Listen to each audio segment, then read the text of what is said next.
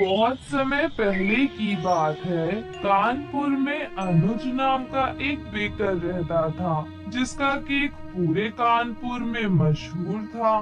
खास करके उसका चॉकलेट केक बहुत मशहूर था। अनुज अपनी बेकरी बहुत जल्दी खोलता था और वो ताजे ताजे केक बनाकर बेचता था। पूरे दिन के बाद जो केक बच जाते थे वो अनुज बच्चों को मुफ्त में बांट देता था और अगले दिन ताजे केक बनाता था। अनुज की बेकरी में बहुत भीड़ होती थी। एक औरत केक लेने आती है और अनुज से कहती है, सच में अनुज, तुम्हारा चॉकलेट केक बहुत ही स्वादिष्ट है। मेरी बेटी अपने जन्मदिन पर तुम्हारे चॉकलेट केक खरीदना चाहती है। वो औरत चॉकलेट केक खरीद लेती है। अनुज उस औरत से कहता है, आपका बहुत बहुत धन्यवाद, आप मेरी बेकरी से केक खरीदने आई। बेटा ये लो, ये मेरी तरफ से आपको कप केक गिफ्ट कर रहा हूँ। जन्मदिन की बहुत बहुत मुबारक बेटा। धन्यवाद भैया। इसके बाद दोनों वहाँ से चले जाते हैं। अनुज की दुकान के सामने एक और बेकरी की दुकान थी। उस दुकान के मालिक का नाम अर्जुन था। अर्जुन बहुत आलसी था। वो अनुज की दुकान में जब ग्राहकों की भीड़ देखता था तो वो उससे बहुत जलता। वो अनुज की दुकान की भीड़ देखता है और अपने मन में सोचता है, इसका कारोबार ऐसे ही बढ़ता रहा तो मेरी बेकरी से कोई भी केक खरीदने नहीं आएगा। मुझे कुछ करना पड़ेगा। एक आदमी अर्जुन की दुकान पर जाता है और उसका चॉकलेट केक टेस्ट करके देखता है और अर्जुन से कहता है, अर्जुन, तुम्हारे चॉकलेट केक का स्वाद उतना अच्छा नहीं है जितना अनुज के केक का है।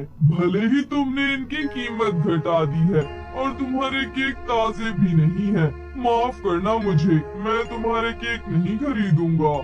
वो आदमी अनुज की दुकान पर जाकर केक खरीदता है।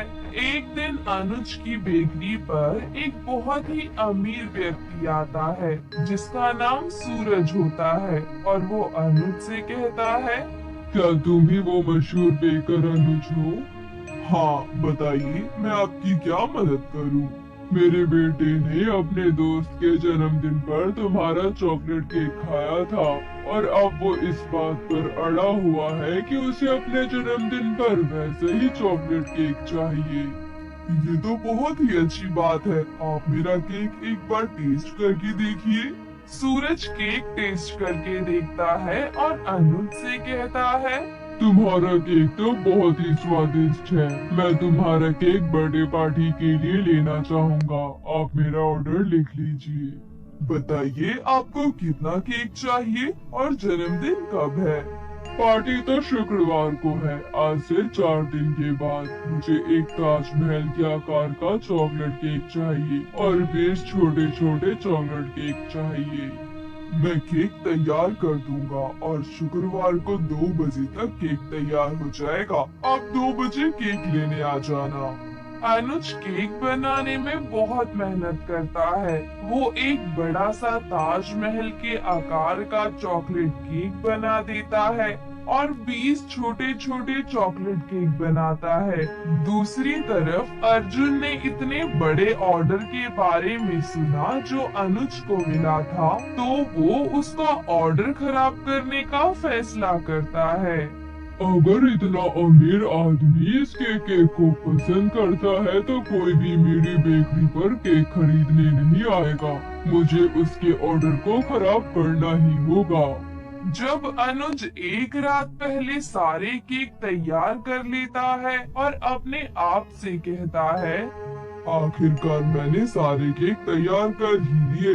वो अपना केक सुबह लेकर जा सकते हैं।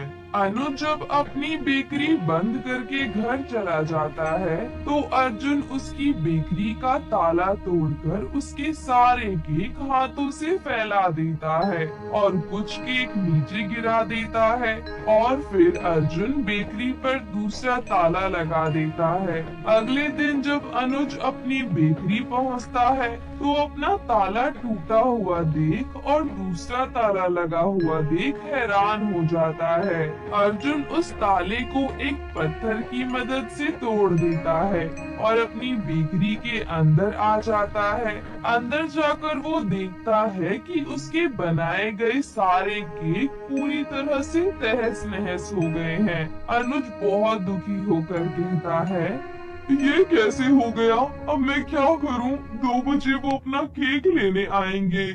अनुज ये सब देखकर बहुत परेशान हो जाता है। तभी वहाँ अर्जुन आता है और अनुज से कहता है, क्या हुआ अनुज, तुम इतने परेशान क्यों लग रहे हो? अनुज अर्जुन को देखकर चौंक जाता है क्योंकि अर्जुन इतनी सुबह अपनी बेकरी नहीं खोलता था। अनुज अर्जुन से गुस्से में कहता है, तुमने अपनी बेकरी इतनी जल्दी कभी नहीं खोली। तुम यहाँ क्या कर रहे हो? कहीं तुमने ही तो मेरा केक खराब नहीं किया है? देखो अनुज, कारोबार में तो सब जायज है। इतना कहकर अर्जुन हंसने लगता है। अनुज को समझ आ जाता है कि उसका केक अर्जुन ने ही खराब किया है। अनुज गुस्से में कहता है, तुमने मेरा केक खराब किया है, इसका अंजाम बुरा होगा। तुम यहाँ से जल्दी चले जाओ वरना अच्छा नहीं होगा। अर्जुन वहाँ से चला जाता है और अनुज सोच में पड़ जाता है कि वो क्या करे। वो अपना हाथ सर पर रखकर जमीन पर बैठ जाता है। तभी अचानक वहाँ एक चमत्कार होता है। उसके सारे केक पहले जैसे हो जाते हैं।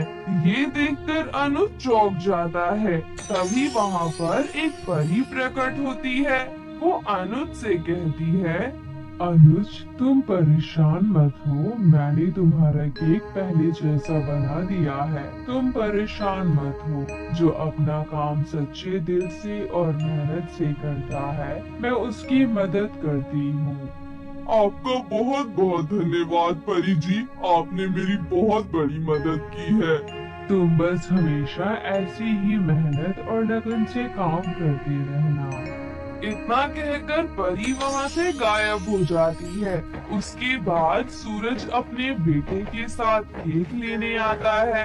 अनुज केक सूरज के बेटे को दिखाता है। केक देखकर सूरज का बेटा कहता है, देखो पापा, हमारा केक कितना सुंदर बना है। सच में तुमने ये केक बहुत ही सुंदर बनाया है। अनुज वो केक पैक करके उस बच्चे को दे देता है।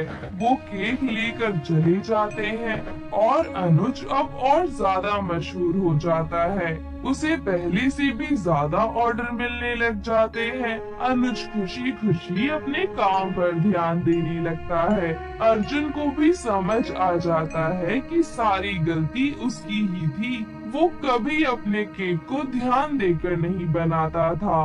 अर्जुन ने अब अपनी बेकरी बंद कर दी थी और वो काम की तलाश में शहर की ओर निकल जाता है। कुछ समय बाद उसे भी काम मिल जाता है और वो भी खुशी खुशी रहने लगता है।